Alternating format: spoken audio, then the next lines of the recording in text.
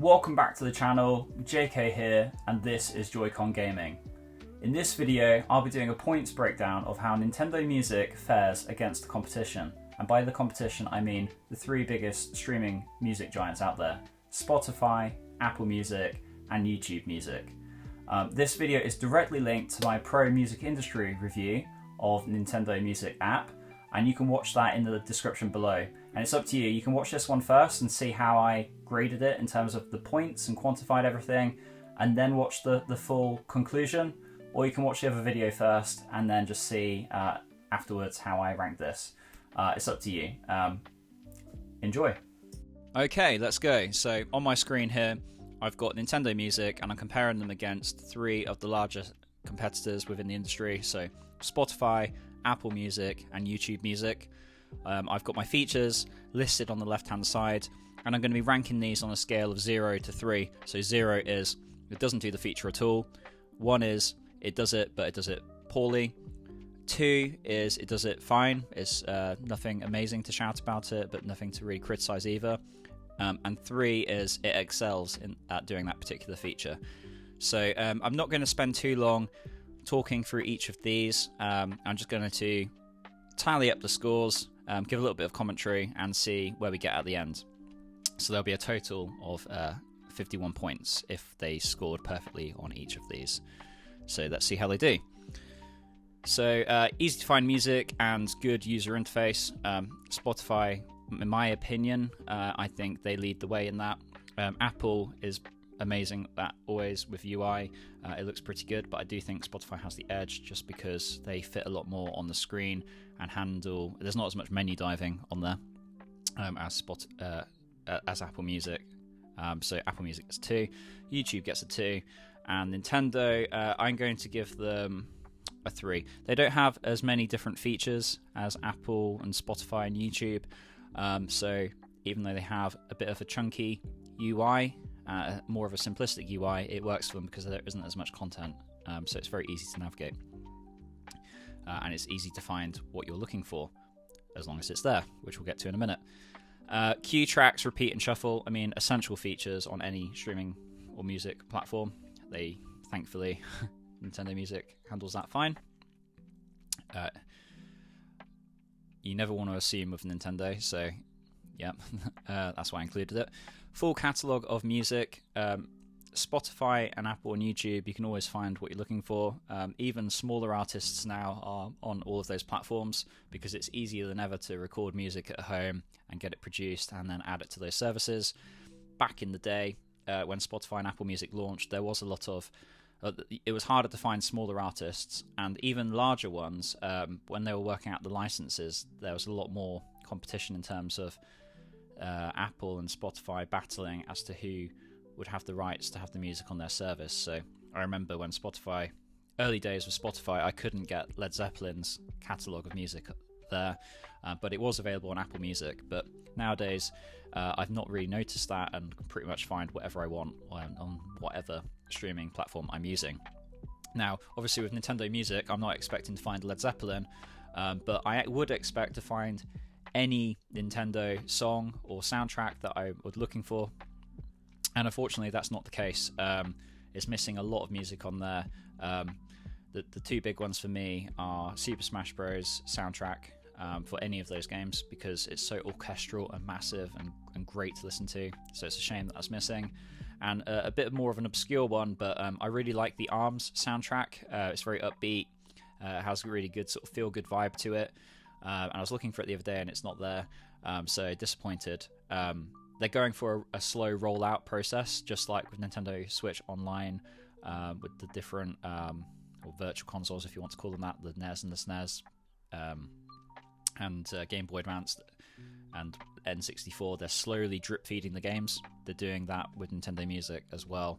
So I'm going to give them a 1 right now. Curated playlists. So Spotify creates its own playlists via AI. They also have a great team that put them together, and you can also find playlists made by other people easily within the search feature, which is great.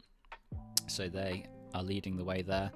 Apple are doing a great job too, but on Apple and YouTube, I actually know YouTube, you can find other people's playlists that they've created, but you can't, as far as I have seen on Apple, unless people share a playlist with you directly.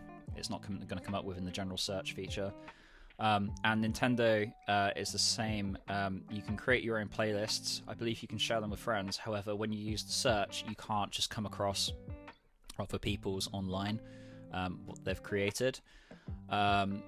Nintendo has their own curated playlists, which are quite fun. I mean, I don't think I would have thought to look for a playlist based on Wiggler or Birdo, but they exist. But they've also got some based on different moods, so like party or relaxation and whatnot, which is quite nice. It's not quite as fleshed out as the other platforms, but I'm going to give them a 2.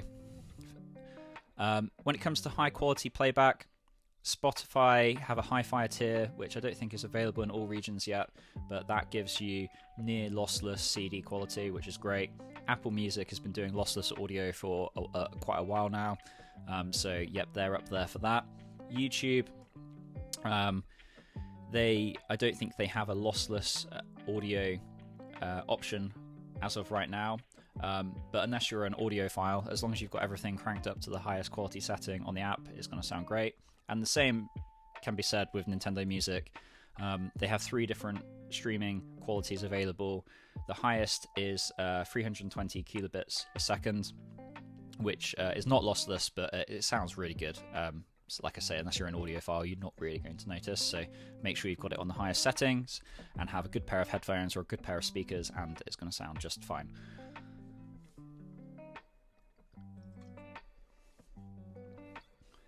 Next, we've got free version with ads. So Spotify offers a free version for you to try it out, but you will be interrupted with ads unless you pay for the service. Apple doesn't offer that at all. YouTube does have a free version, and Nintendo does not. You have to pay in order to access it.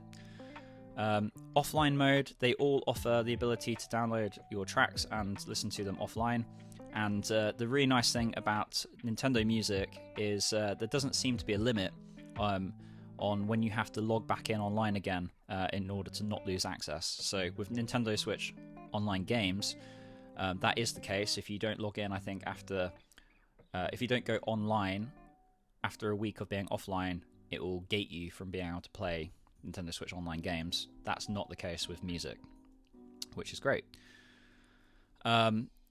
Accessible on multiple devices, and by that I mean, smartphones, tablets, laptops, CarPlay, things like that. Spotify and Apple and YouTube are all available on pretty much any device you want. Nintendo, however, is only available on smartphones, so Android and iOS, which is really frustrating because I listen to music pretty much most of the time on my laptop, and I can't get there's no app available for me. There's no browser support either. Oh, spoiler alert. I could talk about that in a minute, but yeah, there's no browser support. Let's just quickly put that on there while we're at it. And on a Mac, it is possible to search for iOS apps on the App Store on a Mac, but Nintendo has blocked their app from being available, so you can't even choose to download the iOS version on macOS, which is really frustrating.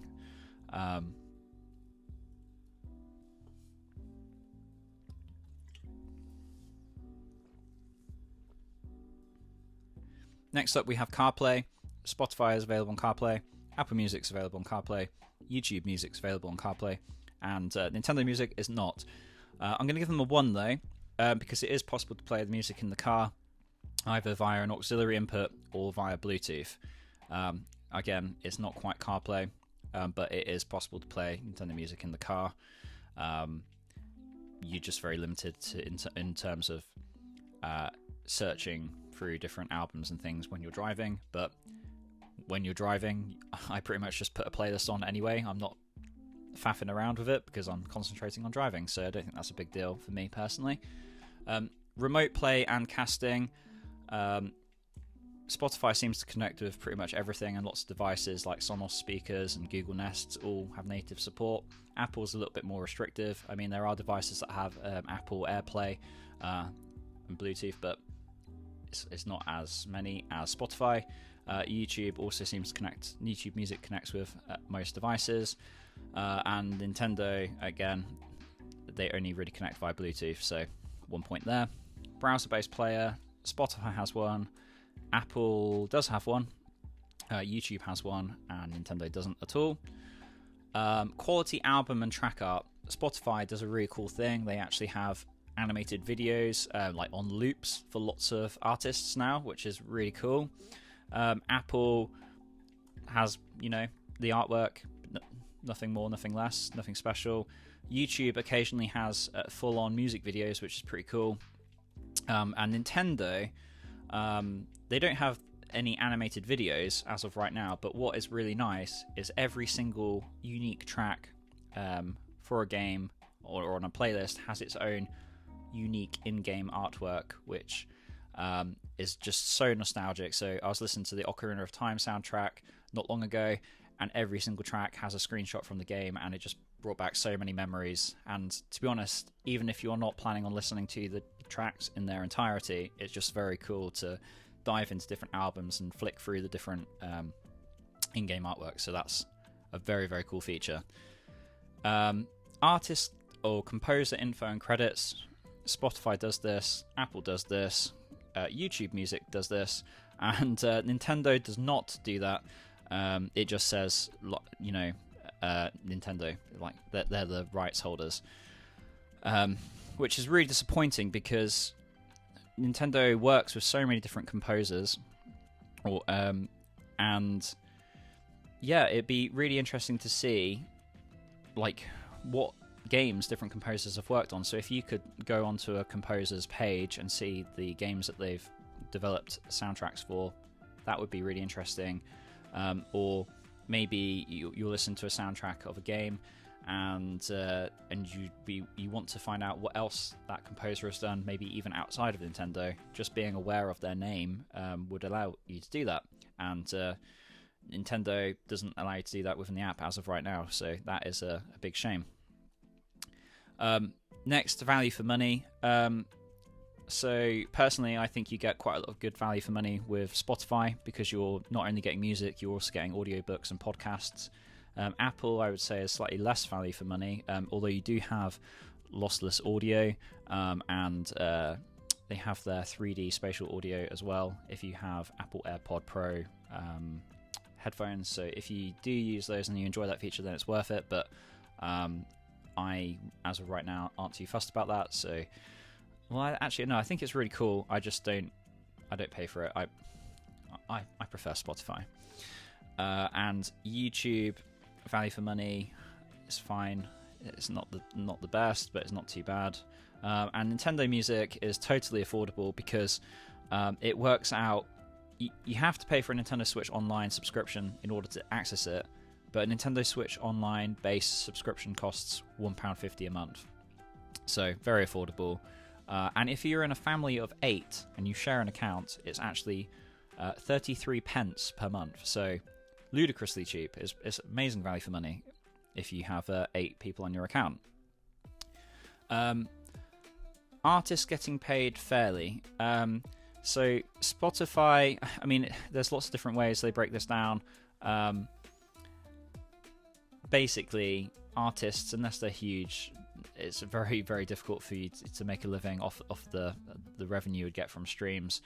However, the reason I'm going to give Spotify 2 is that it's artists are able to sell their merchandise through Spotify, and also it does quite a good job of highlighting when they're touring or gigging near you. I get email notifications, so it's easier to support artists outside of the app, but sort of it's making you aware via the app. So it's not Spotify paying them directly, but I'm going to give them a 2. Apple Music doesn't do that, and they just get the money from the streams, which is very little, so I'm going to give that a 1. Same with YouTube Music. And Nintendo Music, when it comes to the composers, I'm going to give them a 1.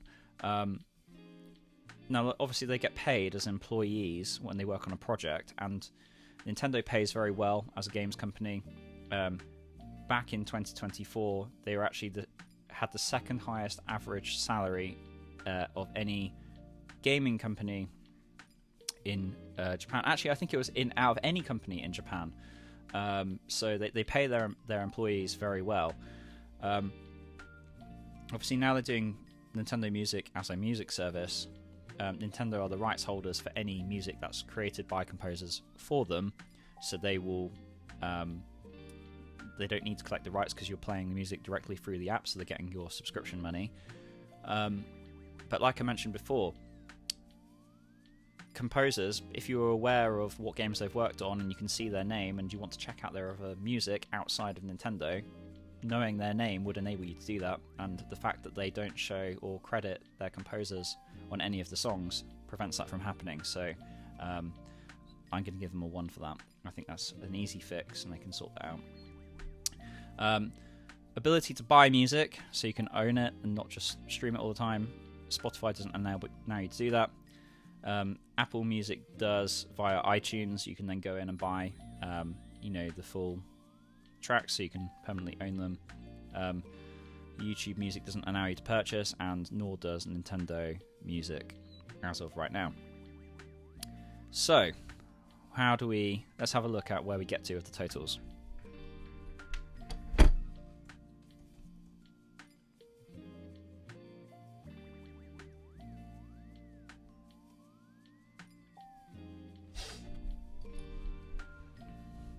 Okay, so we have Spotify in the lead with 44 out of 51 points.